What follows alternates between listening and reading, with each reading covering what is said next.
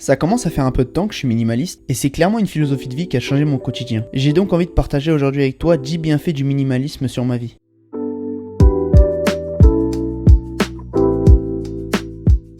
Le premier bienfait du minimalisme, c'est la facilité à ranger et à faire le ménage. On attribue souvent la naissance du concept même de minimalisme aux États-Unis, mais en réalité c'est une pratique très courante au Japon depuis maintenant des siècles. Le mot minimalisme résonne pour beaucoup avec l'image de cette maison japonaise. Tu sais, la maison avec une décoration épurée et une propreté impeccable. Et oui, si une pièce contient moins d'objets, elle sera logiquement plus facile à ranger. La personne minimaliste attribue à chaque objet une place et une utilité spécifique dans son intérieur. Ainsi, elle élimine tout le superflu. Moins d'objets rime donc avec moins de poussière qui s'amasse dessus. Pour prendre mon exemple personnel, avant d'être minimaliste, j'avais des figurines dans ma chambre. Du coup, à chaque fois que je faisais le ménage, ça me prenait 3 étapes pour nettoyer l'endroit où étaient mes figurines. Premièrement, je devais les enlever, deuxièmement, je devais les nettoyer une par une, et troisièmement, je devais les remettre à l'endroit où elles étaient. J'ai donc fini par voir le ménage comme une corvée, quelque chose qui allait me prendre énormément de temps. Donc il m'arrivait de repousser de plusieurs jours le moment où je nettoierais ma chambre. Un jour, je me suis demandé si ces figurines m'apportaient du bonheur. J'en ai conclu que non, donc je les ai vendues. Sans ces figurines qui ne m'apportaient pas tant de bonheur, j'ai réduit le nombre d'étapes pour nettoyer la même surface à une étape au lieu de 3. Aujourd'hui, je passe juste un coup de chiffon sur mes étagères et le tour est joué. Je pars du principe que faire le ménage et enlever la poussière de chez moi revient à m'occuper de ma propre personne. La saleté me renvoie une image de moi négligée. Donc si le ménage est facilité par la réduction d'objets, l'impact sur mon énergie mentale est considérable. Je pense que tu commences à le comprendre, un des plus grands bienfaits du minimalisme pour moi, c'est l'impact positif sur ton énergie physique et mentale. J'avais déjà parlé de ça dans ma première vidéo, mais je pense que c'est un vrai boost pour ton énergie au quotidien. Les choix qui s'offrent à nous dans notre société ont jamais été aussi nombreux. On peut tout choisir, de la marque de son téléphone à la marque de son gel douche, en passant par les dizaines de garnitures à mettre dans son burger. Je dis pas que la multiplication des choix est forcément une mauvaise chose, seulement notre cerveau n'évolue pas aussi vite que le nombre de choix s'offrant à nous. Et ça mène à ce qu'on appelle la fatigue décisionnelle. Pour t'expliquer le concept de fatigue décisionnelle, imagine que chaque être humain se réveille chaque matin avec une jauge remplie pour prendre des décisions chaque jour. Plus tu prends de décisions, plus la jauge se vide et moins tu seras apte à penser de façon claire. Si tout se passe bien, cette jauge est normalement censée durer toute une journée. Mais avec cette fameuse multiplication des choix, elle s'épuise bien avant la fin de la journée et ton esprit se brouille. Je suis sûr que tu as déjà vécu ou assisté à une situation où une personne s'énerve et paraît épuisée car on lui a demandé de faire un choix tout simple. Cette personne était simplement atteinte de fatigue décisionnelle. Pourquoi tu crois que certaines des plus grandes fortunes de cette planète s'habillent de la même manière tous les jours? Ils préfèrent ne pas gâcher leur fatigue décisionnelle et se concentrer sur des choses qui importent plutôt que perdre leur énergie dans des choses futiles. En plus du matériel,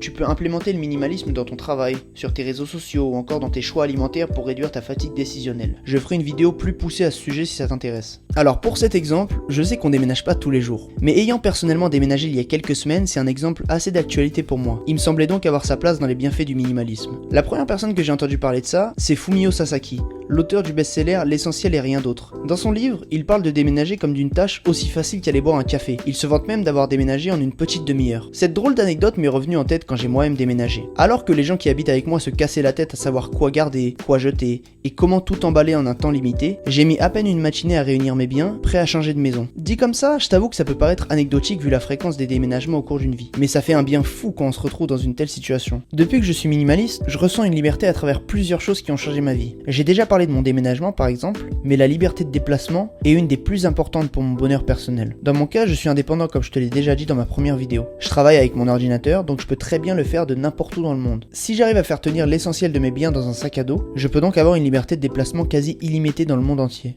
Je suis aussi libre de me débarrasser d'un objet qui ne remplit plus sa fonction si je me rends compte qu'il ne contribue clairement pas à mon bonheur. Personnellement, je vois la plupart des objets comme ayant une fonction bien précise pour rendre ma vie plus pratique. Si un objet n'a pas de fonction ou aucune valeur sentimentale à mes yeux, je ne vais pas m'encombrer avec. Le minimalisme contribue aussi à une grande liberté mentale. En devenant minimaliste, je me suis grandement détaché de la plupart des publicités qu'on nous met devant les yeux à longueur de journée. Je me suis aussi détaché de l'image que je suis censé renvoyer d'un point de vue purement matérialiste. Commence pas à m'imaginer comme un homme de Néandertal qui vit dans une grotte. C'est juste que mon bonheur passe par des choses beaucoup plus simples entre guillemets. Me poser dans un parc avec des amis ou boire un verre en terrasse. En ne cherchant pas constamment à avoir de nouvelles choses, je suis plus pris dans ce cercle vicieux de la nouvelle possession. Une nouvelle possession te rend heureux pendant un temps très limité avant d'être délaissé. De cette manière, je pense que les personnes que je rencontre pourront mieux me connaître qu'à travers une carapace de nouveaux vêtements à la mode.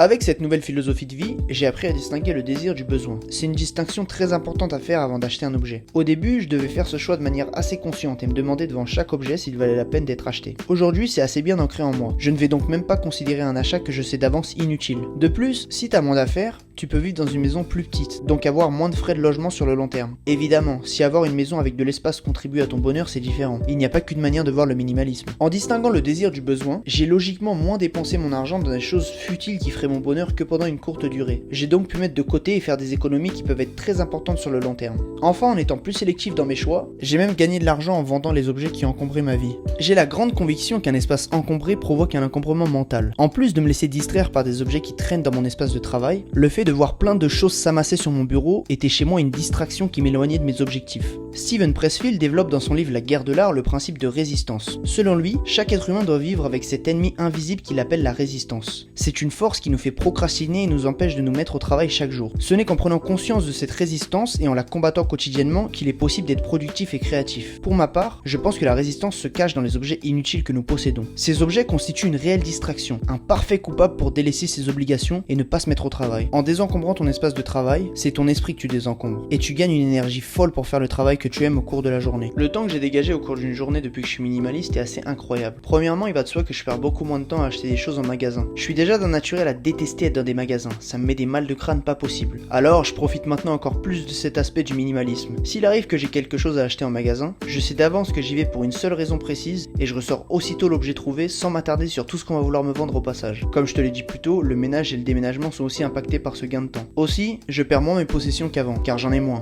et dans la mesure du possible, je leur attribue toute une place particulière. Je sais très bien où se trouve tel ou tel objet, et il me faut en général pas beaucoup de temps avant de le retrouver. Enfin, un gain de temps incroyable du minimalisme, c'est le temps passé sur son téléphone. Le minimalisme peut aussi s'appliquer aux réseaux sociaux et à l'organisation des applications. C'est ce qu'on appelle le minimalisme digital. Je ferai une vidéo complète au sujet du minimalisme digital car c'est vraiment un sujet qui mérite qu'on s'y attarde. J'ai déjà rencontré un certain nombre de personnes qui ne connaissent pas bien le minimalisme, et ces derniers pensent que c'est un mode de vie par défaut, et non un choix conscient. La logique de ces personnes étant qu'un minimaliste, par manque d'argent, est contraint de vivre une vie frugale. Je pense que ces personnes sont loin d'imaginer la somme que certains minimalistes peuvent dépenser dans un simple t-shirt noir. Une des logiques du minimalisme est de consommer moins pour consommer mieux. Le minimalisme peut se permettre certains postes de dépenses plus élevés car il ne dépense pas son argent dans la dernière paire de chaussures à la mode. Pour revenir sur l'exemple du t-shirt noir, c'est vrai que c'est un cliché minimaliste, mais il est pas faux pour autant. Beaucoup de minimalistes portent le même t-shirt uni au cours de la semaine, en plusieurs exemplaires évidemment. Le fait de n'avoir que 6 ou 7 t-shirts permet aux minimalistes d'acheter des t-shirts de très bonne qualité, agréables à porter. À titre personnel, je trouve que consommer de la nourriture de qualité est primordial pour une bonne énergie. Partant de ce principe, ça ne me dérange pas de dépenser un peu plus dans l'alimentation, car c'est de l'argent que je dépense pas dans autre chose au final.